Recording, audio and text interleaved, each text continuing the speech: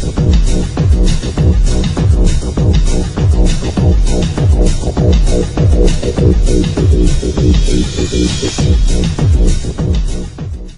your hands, clasp your hands together with just your index fingers sticking out.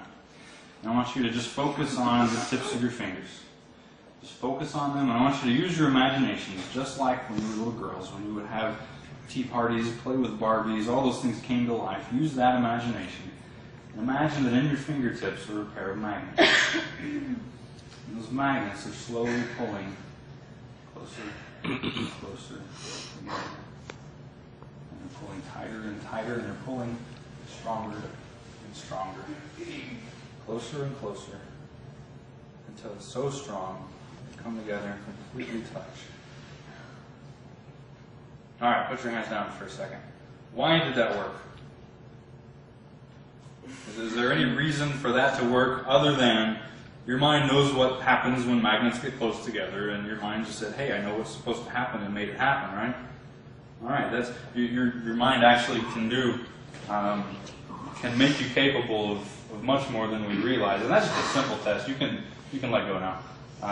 Let's do another one though. This time, I want you to hold your hands straight out in front of you. Make a fist.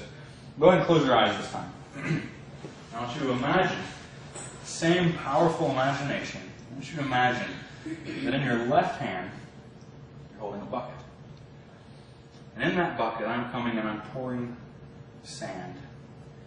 And I'm pouring more and more sand. So the bucket is slowly becoming heavier and heavier and heavier. And now imagine that on your right hand are 100 silver strings tied right around your wrist. And the ends of those strings are 100 helium balloons.